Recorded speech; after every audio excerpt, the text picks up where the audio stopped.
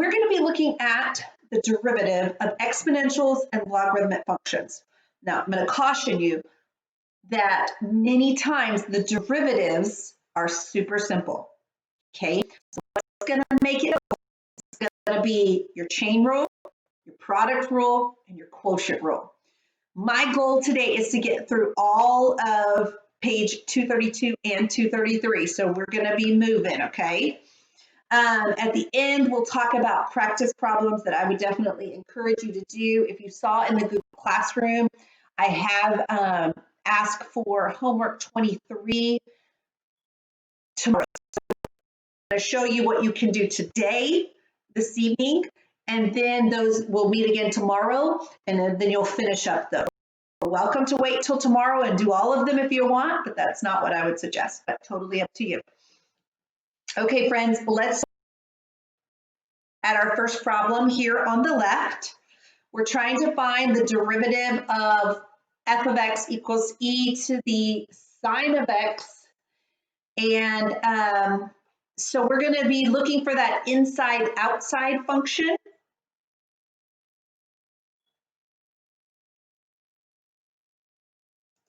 And I'm going to try to make it a little bit bigger by writing. If I need to write bigger, I definitely can do that. Sometimes I know with the blurry, if you write a little bigger, it makes it easier. So let me write this one here. The f of x, because I can write it bigger, equals e to the sine of x. Okay, and that's our first box there. Now, chain rule, we're thinking inside, outside. So the inside function would be sine of x. The outside function would be e to some power. And so we're going to take the derivative of e to some power. So the derivative of e to some power would be e to some power, right? And then we're going to take the derivative of the inside function. So the derivative of the inside function here is the derivative of sine, which is cosine. And that's it. That's how we take the derivative with e to some power. Super simple. E to the power, then we multiply by the derivative of the inside. So I'm going to transfer that back over here to our workbook pages.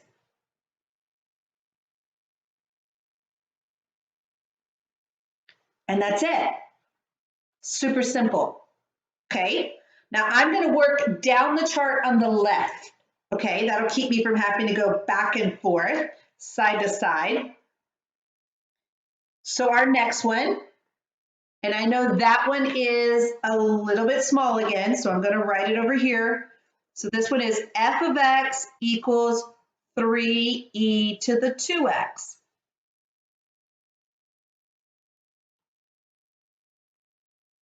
So let's take the derivative. The derivative would be,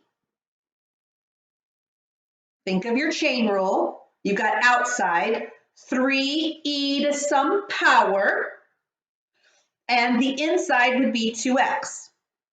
So if we take the derivative, that would be 3e to some power times the derivative of 2x. And the derivative of 2x would be 2.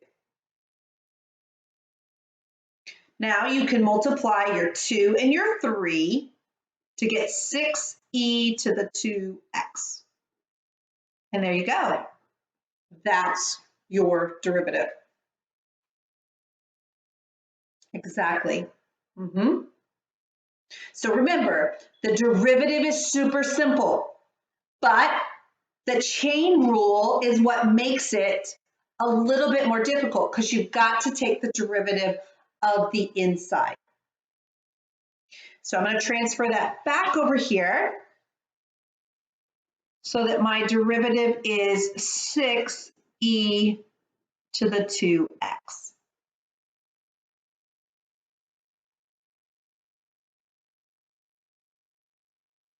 Okay, and I see some of you saying it's a little bit difficult to see. I do appreciate you letting me know that. Like I said, I'm doing a side recording too, so hopefully that's going to help. Let's look at that third example, right? We're on page 232. We're on the last example in the left side of the chart. So we're looking at taking the derivative of x squared e to the 2x. So let's take the derivative of that. Now, what rule am I running up against here? What rule do I need here with x squared times e to the 2x? Yes, I need a product rule going on. Exactly. Okay, so I've got product and I've got chain. So be careful, okay? Product rule tells me that I'm going to do the first, which would be x squared, times the derivative of the second. The derivative of e to the 2x would be e to the 2x times the derivative of 2x, which would be 2, plus, now I've got to do the second, which was e to the 2x, times the derivative of the first. So the derivative of x squared would be 2x. And now it's a matter of cleaning it up, right? So look at your first three. You've got these terms all being multiplied together. I'm going to move this 2 in front, which will give me 2x squared e to the 2x. And then I'm going to move the 2x in front here to give me 2x e to the 2x. Now, a lot of times for multiple choice, we will see them factor the e to the 2x out. In addition, I can factor out a 2 and an x. So I would put 2x e to the 2x as my GCF. And that's going to leave me with just an x plus 1. And we see that a lot with multiple choice. It's going that final step of factoring out the e to the 2x as our GCF and then looking at what's left as well. Okay, so I want you to see, and I hope you see with this, that we are going to combine these exponential derivatives with the other rules that we've already learned. So it's just one more rule that we add to it. I'm going to add this one to my chart on page 232. So it's 2x e to the 2x and then x plus 1. All right, friends, it's time for you to try. So I want you to try on the right-hand side of this page. I want you to try the first box and the second box, if you will. The first box and the second box. Take a moment to do that. If you want to send me a private chat with your answers, that would be fine. I'll be glad to message back. I will ask, don't put them in the class conversation. So let's give everyone a chance to try these two problems. They're on the right-hand side, the first box and the second box. Again, on page 232.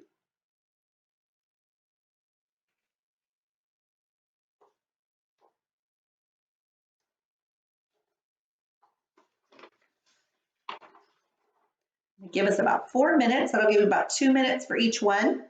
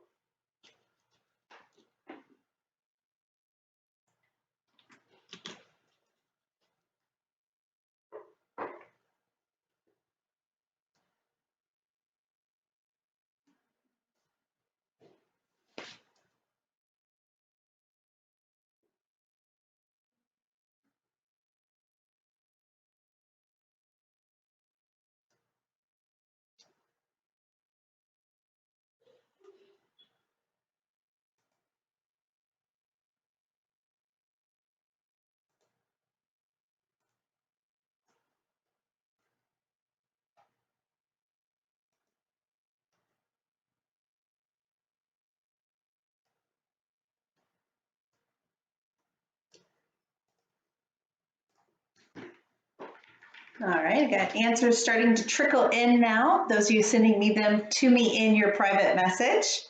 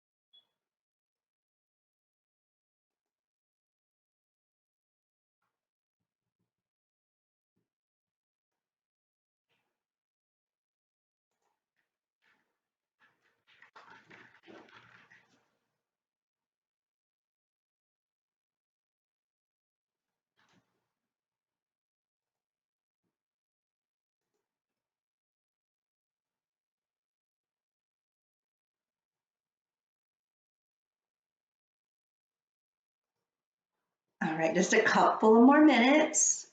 I know some of you are working through, you're finishing number one, you're getting started with number two. I'm very encouraged with this. This is very good.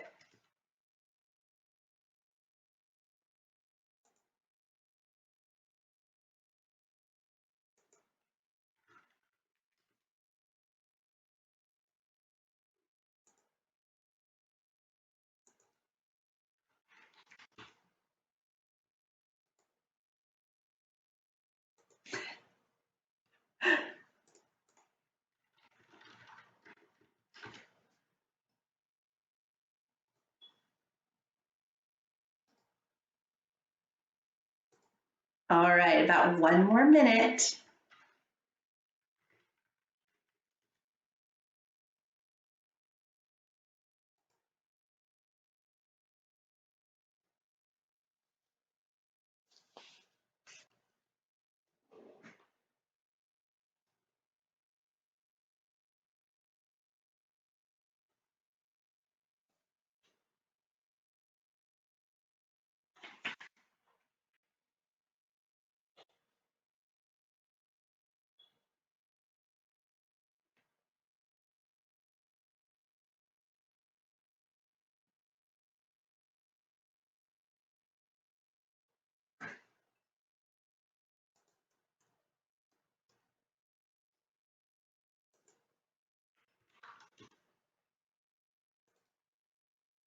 All right, friends, it is about time because I want to make sure we get to all of the logarithm ones too.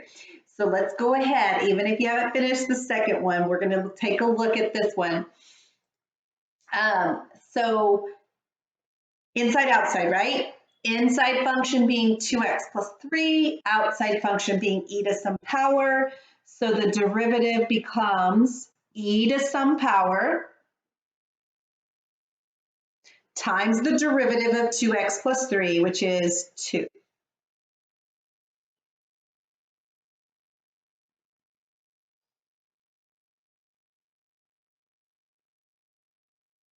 All right, now let's look at that second one. You gotta use a product rule.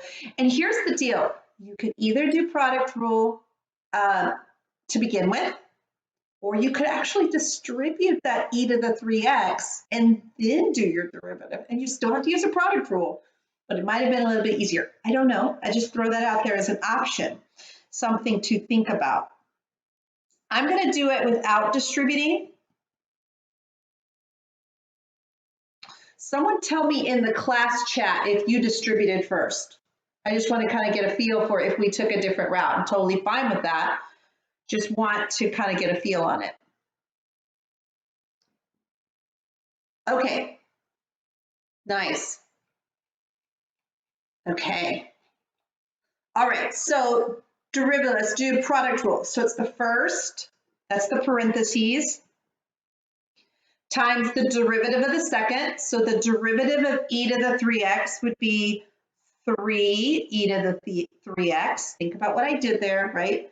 outside function being e to some power, so I did e to the 3x, and then I multiplied by the 3, which was the derivative of 3x.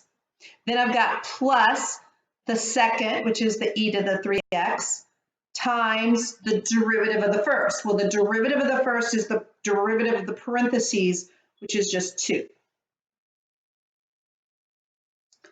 Okay, so now the cleanup, right? So I would probably go ahead and distribute here. That gives me 2x. Actually, let's scratch that. That gives me 6x e to the 3x. Plus, then I've got 9 e to the 3x. Plus, then I've got the 2 e to the 3x. So then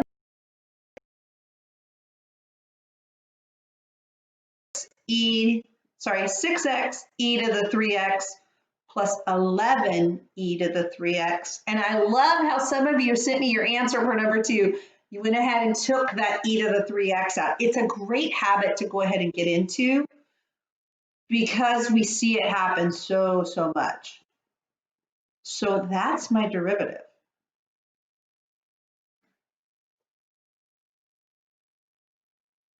Okay, are we building confidence? Are we feeling more and more confident with this derivative of the exponential? Kind of, sort of, that's okay. Right. That's why, if you'll notice, that's why I'm trying to get us a lot of examples today, because the more examples, the more confident we get. And the more confident we get when we go attack problems ourselves, like in the homework, you're going to find like, oh, I do know how to do this, right? So it's kind of like a full circle thing. All right, let's look at the final example in this column, which is the f of x equals the square root of 2x minus 6. I'm sorry, the f of x equals the square root of e to the 2x minus 6. This one, I'm going to actually do a little bit different approach because I want to show you it's possible, especially with the exponentials here. All right, so for this one, and let me scoot it over a little bit so you can see it side by side, because I think it's important to see it. I'm going to begin by writing this problem to the 1/2 power. And you may be saying, well, why would you do that? Well, let me show you why when I do it, okay? Because I want you to think about those old Algebra 1 rules with exponents. When you raise a power to another power, what can you do with those exponents? Let me say it again. When you raise a power to another power, what can you do with those exponents? And Saida's right. You can multiply them, okay? So please make a note to yourself in your notes. We are not doing any calculus at this point.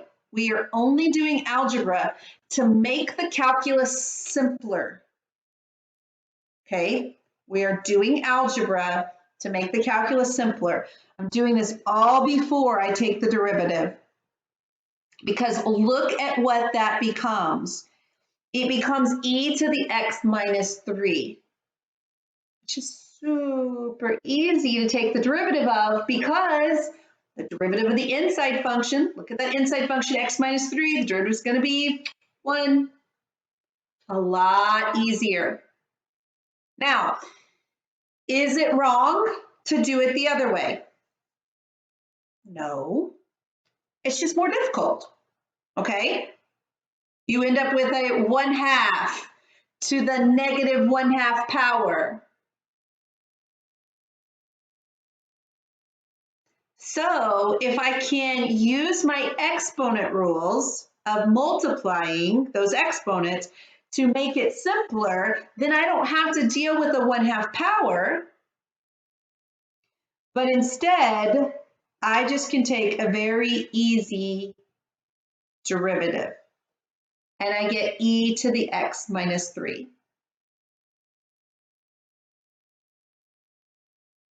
Okay, looks like some of you are saying that I disappeared.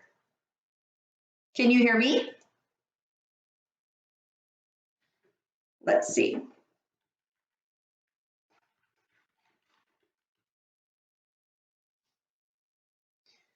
Okay, good. Can I use chain rule? Absolutely. It's just more difficult. Okay? Perfect. Thank you for letting me know. Yeah, you can use chain rule. But if I can work smarter, not harder, right, by doing a little algebra, I think I'm going to take that route. Not wrong if I don't. Just pretty much a preference, and especially if it makes the calculus easier. Because later on down the road, we're going to see where calculus can just get really ugly fast. But if I use my algebra, I make it easier on myself. Okay. Questions for me before I leave the exponentials and go to logarithmic. Actually, I think I have one more, don't I? I have a quotient rule on the next page. So let's look at that quotient rule. I'm going to flip over to page 233 to do this quotient rule here.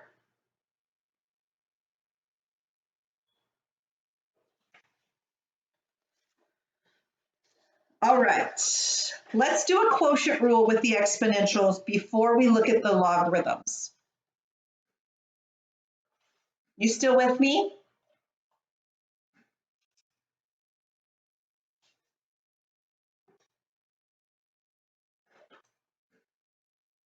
Okay. All right. Let's go ahead then and take the derivative with our quotient rule. Okay. So remember, low d high minus high d low.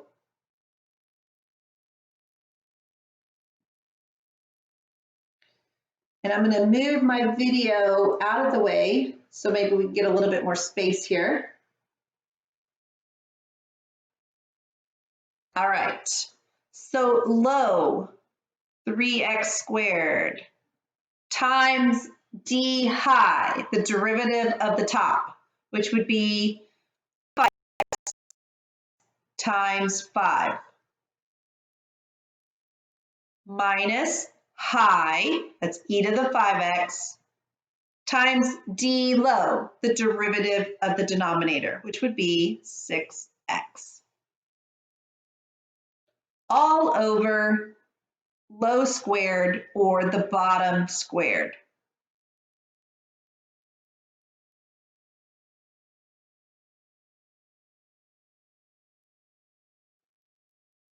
Okay, so let's clean it up a little bit, make it a little easier.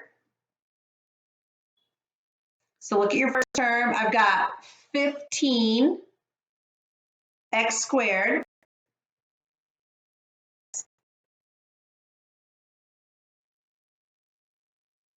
minus, then I've got 6x e to the 5 over, and then the denominator, I've got 9x to the 4th. So I'm using, again, got a quotient rule, but I'm using my exponential derivative inside of it. Okay, look at your top. Let's try to factor out a GF. It looks like 3x e to the 5x, 3x e to the 5x. And that leaves me with 5x minus 2 over 9x to the 4th.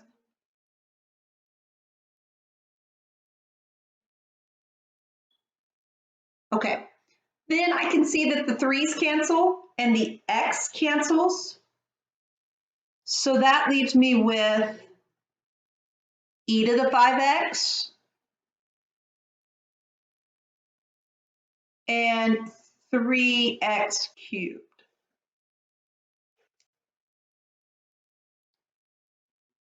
So I think the challenge with the exponential is to make sure that we look for the GCF, that we can simplify with our quotient rule, so that we are able to simplify in the end, really.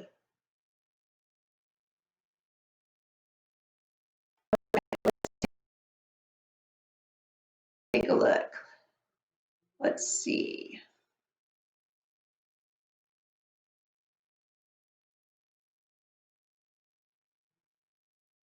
Okay. Let's see. Anthony's struggling to see here. Ah, okay.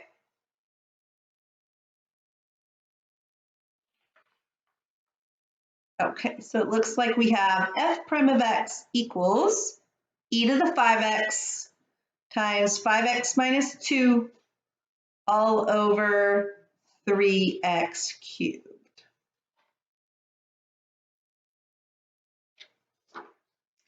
Yeah, me too. I'm seeing it's pretty clear because I have it on a separate screen, but we're gonna hope so. We're gonna hope so. Okay. If not, we'll just figure out something different. We're just figuring this out. All right, friends, let's switch over to the natural logarithm functions, and let's make sure we get our derivative for the natural log. The derivative of the natural log is 1 over x. Again, just like we said before, super, super easy derivative, but remember, we're going to have our chain rule involved. We're going to have all of those pieces involved when we do these derivatives.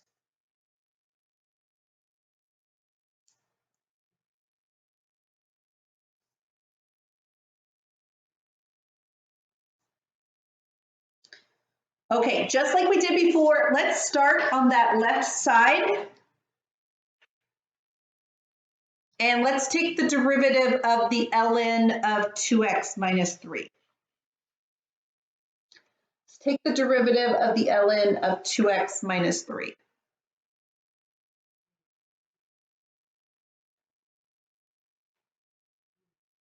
Okay, so remember, think inside, outside. The outside function is the ln of some function. The inside function is 2x minus 3. So the derivative of the ln would be 1 over whatever's inside times the derivative of the inside. Derivative of 2x minus 3 is 2. So I've got my derivative here is 2 over 2x minus 3. 2 over 2x minus 3.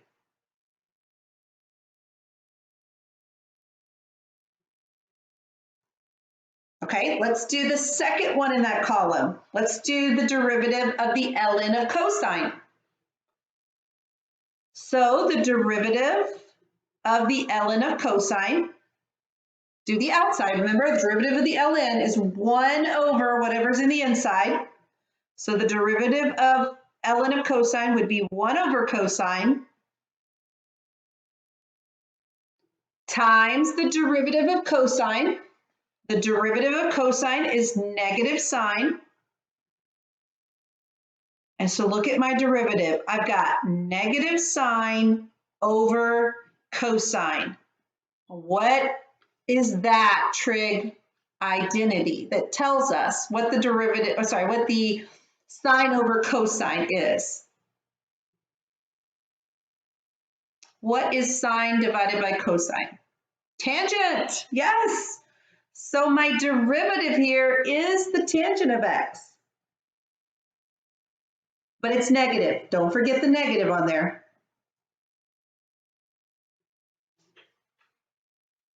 Now with this 1 over that you see going on with the ln, you're going to see those trig identities pop up quite a bit here. All right, friends, let's switch over to the second column. And I want you to try that first one in the second column with the ln. Feel free to send me a private message on this one. Let's go ahead and take a look at this one. If you will, take the derivative there of ln of 3x squared plus 2x.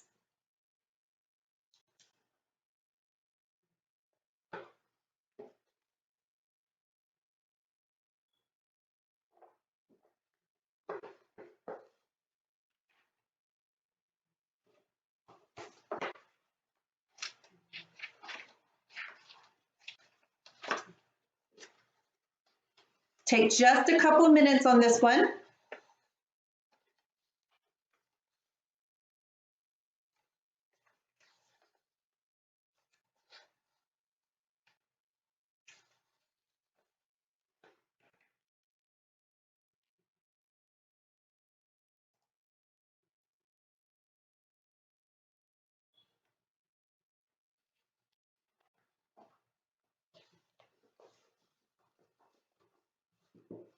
Good.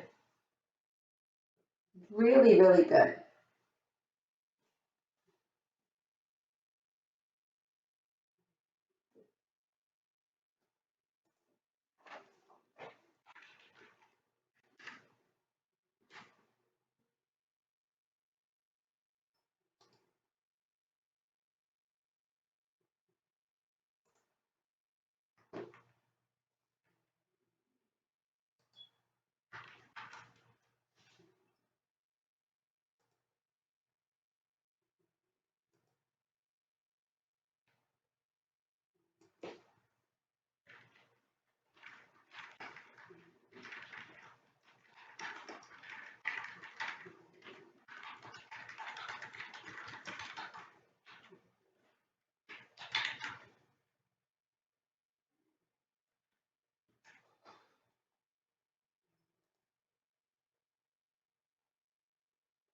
All right, friends, just a couple more minutes here on this one.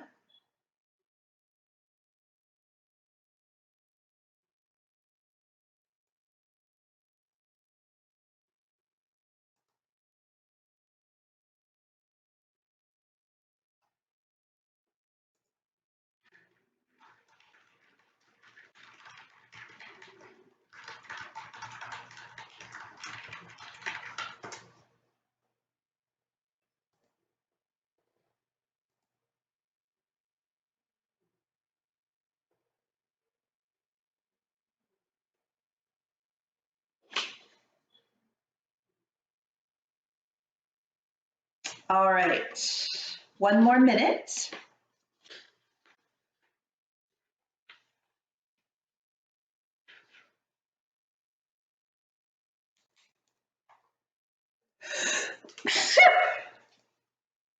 Excuse me. Sorry, I tried to hit the mute before I sneezed.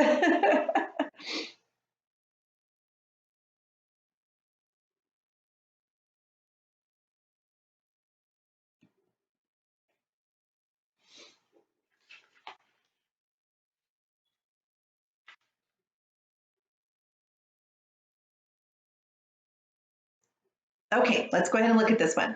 So remember, I've got the ln of something. So the derivative of that is 1 over that something.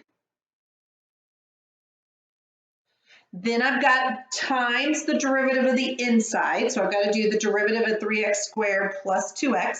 That gives me 6x plus 2.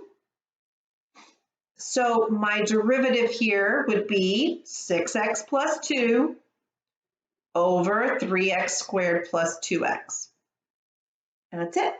That's all I can do. Can't do anything more with it. Okay, so give me a yay or a nay. How did we do on that one? We do okay on that one?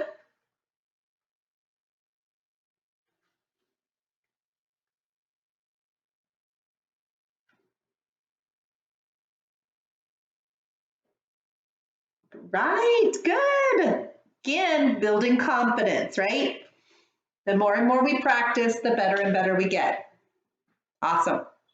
Okay, now the last one I want to do, but just like we did before, I want to do it a little bit different way. Again, using algebra to make the calculus simpler. All right, so notice in this one, I'm going to rewrite that square root with a 1/2 power. And I know you can't see that, so I'm going to shift it up here so you can. Got it to the 1/2 power. Now you may say, why would she do that? Because I want you to remember logarithm rules. What happens to exponents with logarithms? Where can we put them? Do we have to leave them as exponents? Saida's right. We can put them in front. Logarithm rules tell us that exponents become coefficients. So again, haven't done any calculus yet. All I've done is use some algebra to make the calculus easier.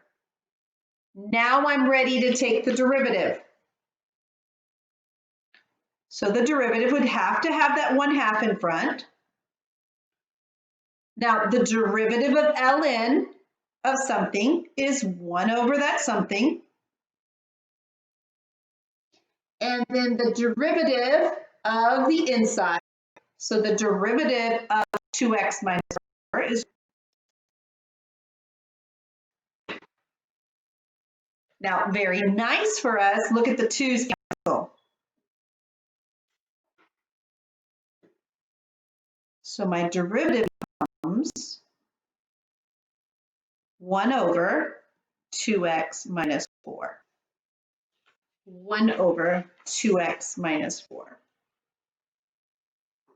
And again, I just used a little algebra to make my calculus easier. I avoided a chain rule. If you want to do the chain rule, you're welcome to do that. Would not be any problem with you doing that, but you don't have to, is the point. So